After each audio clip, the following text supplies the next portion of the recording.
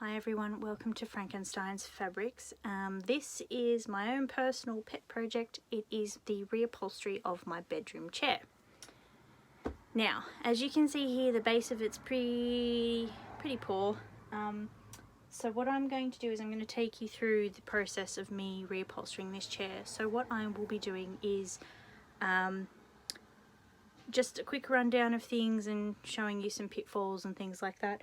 I have misplaced my notes for this, but what I've actually done prior to setting it up on my bench here is I've actually measured everything where the panels are on the front. I'll pop a photo up of the chair in the video so you can have another look at it.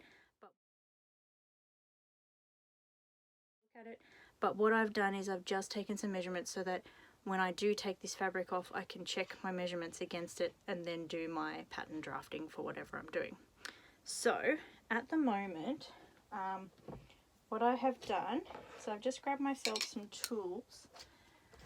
I don't have all of Dad's proper upholstery tools and things like that, and my dad was a bit of a MacGyver in that he would use whatever. So I've got myself a pair of pliers, an awl or a pick.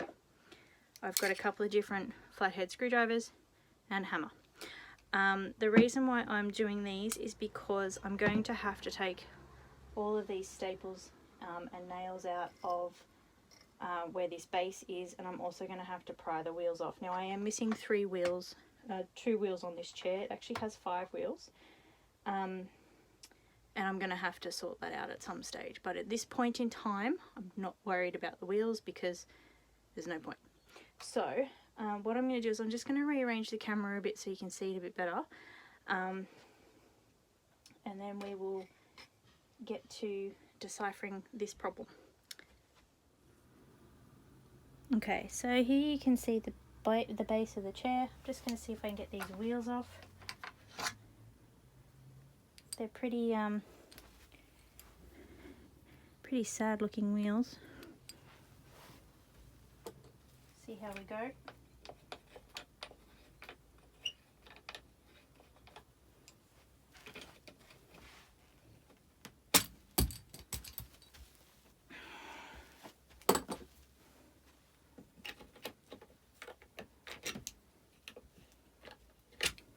Okay.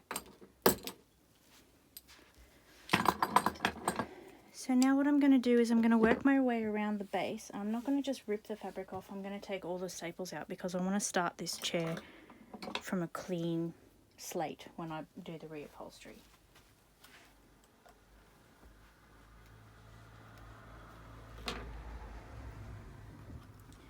So I'm just using a flat screwdriver and I'm going to maneuver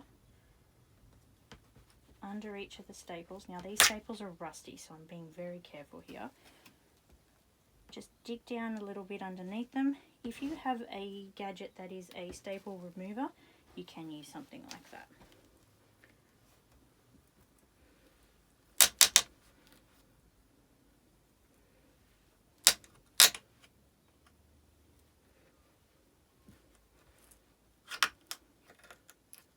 Okay, so I'm just going to grab my bin and the pliers.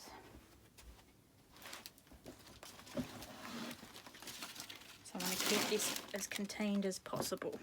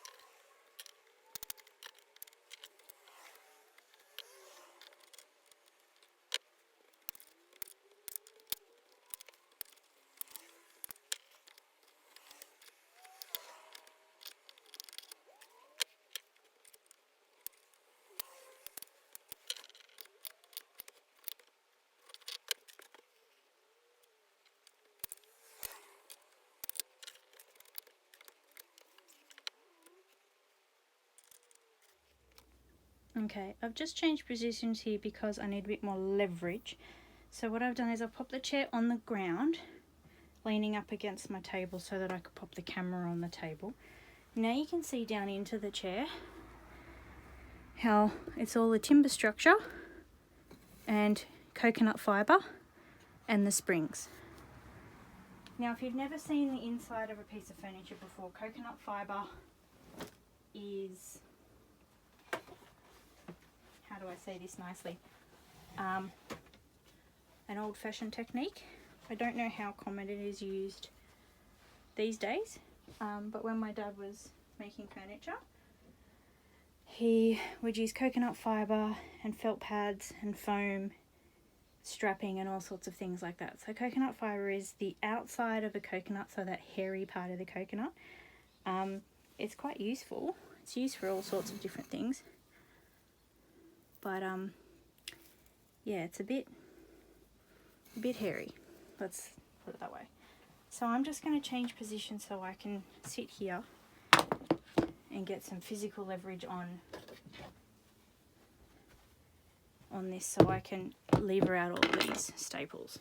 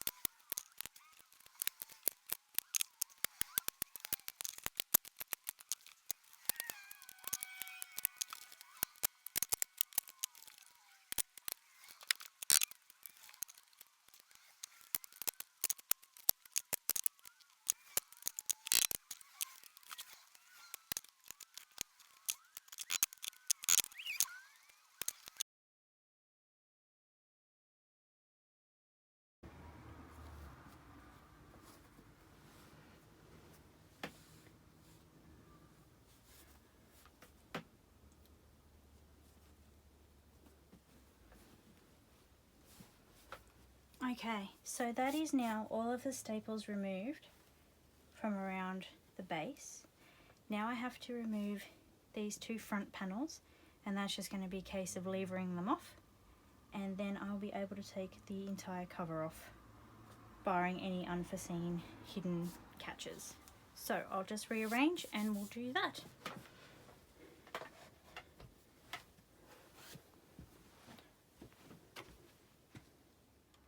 Okay, so here you can see the panel that is on the front of this arm.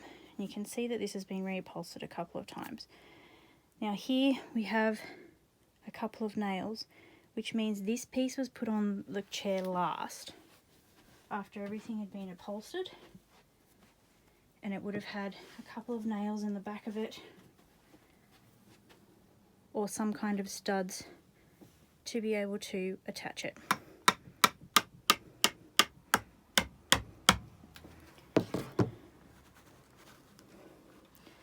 So I just have to find the points where it's attached and start to lever it off. Here we go.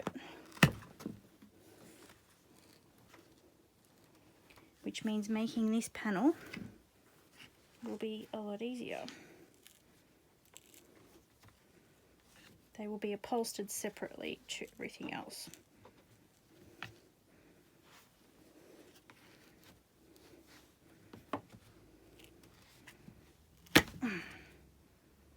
Okay, so that was the original fabric underneath, and you can see here there's 3 nails that were holding that in.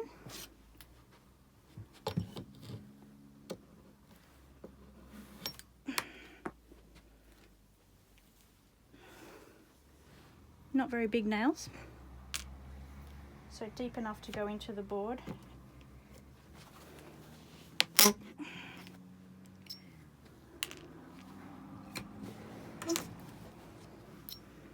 Okay, so now you can see the piping was stapled on. Staples across here, and there's upholsterer's tacks as well. So there's a lot of unpicking when it comes to this project. So I might just have a look at this piping.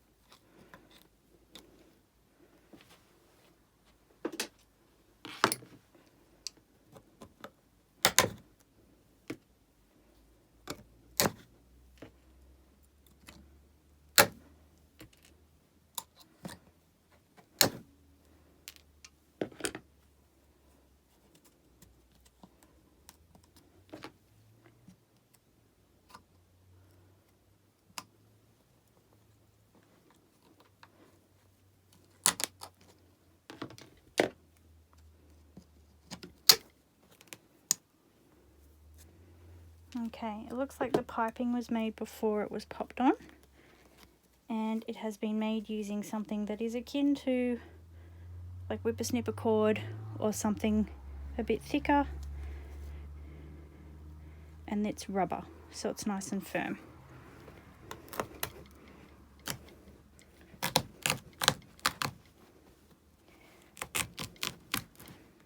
Okay,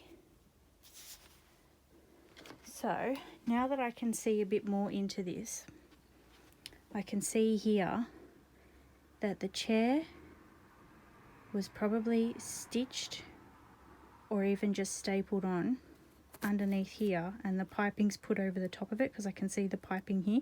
Piping is actually attached to this bottom panel. So everything that I'm doing now is going to give me the steps that I'm going to need to go forward and reupholster. So if you decide to do your own chair or whatever it is that you do, take lots of photos, write down your notes, and just give yourself a step-by-step that you can work backwards on and find out how to do something. Now, I'm not saying go out and upholster everything in your house, because that would be a lot of work. And I mean, I've only been at this about half an hour now, a bit over that, and my hands are starting to ache. So I will stop at some point in a minute. I just want to get us to a point where we can see what's going on. Okay, so the upholsterer's tacks that are here are actually holding down this top panel, like where the back of the seat is. So I don't know why they've changed over halfway between two different types of attachment. It may be that they wanted something more stable, or they thought the staples might rip, but they're going to be harder to get out. So yeah, the fabric's a bit brittle, so we'll have a look at that. But what I'm going to do for now is I'm just going to take this row of staples out here so I can have a closer look in here.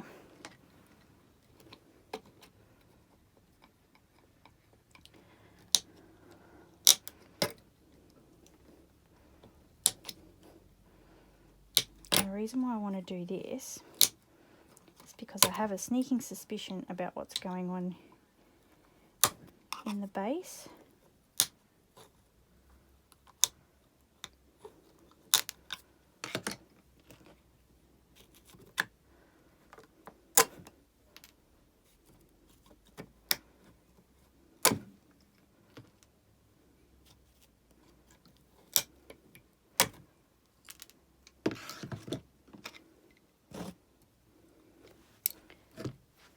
Now some of these staples are a bit tough.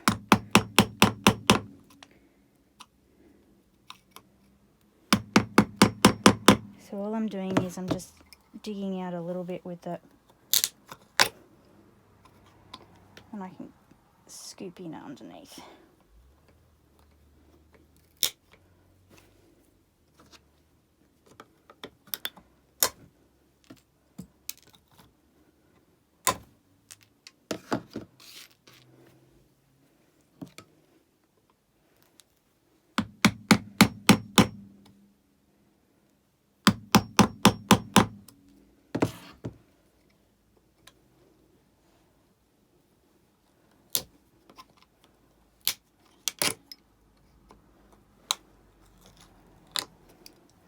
Now normally if you were doing a job like this, you would set yourself up into a bigger space. I am just working in what I have. I'm in a townhouse. It's very tiny and I don't have a lot of room. So I am just coping the best I can.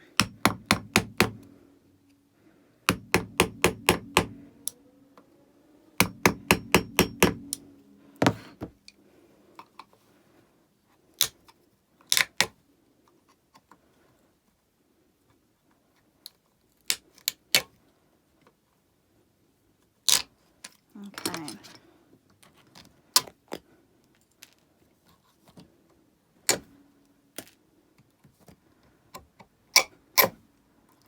If you get a staple that doesn't want to come out, grab your pliers and twist it.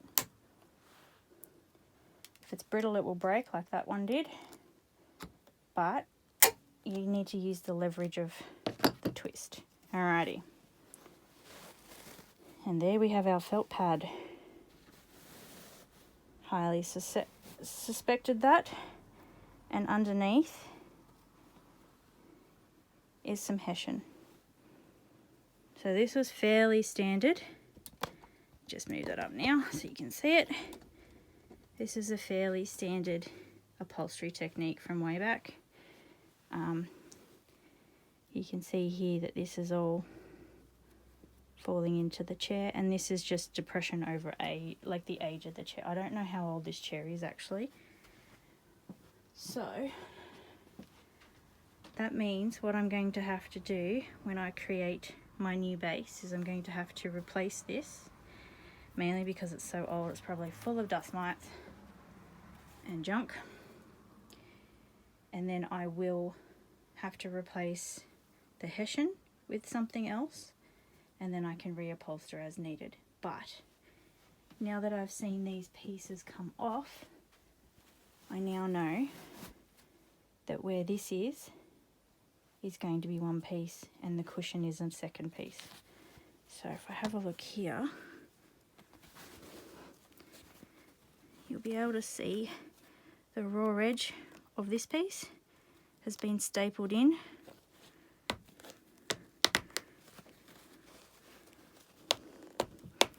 To the fabric above it on the cushion, which has just been tacked in there. So this means that this chair has not been sewn together as a cover and pulled over the chair. It's been stapled on in sections. Some of it may have been sewn, like the back panels, but this means that this chair will come together a lot faster than I was hoping. So that's a good sign. And I'm going to have to redo a few bits and pieces to make sure that it all works. So I'm going to leave you there for today with part 1.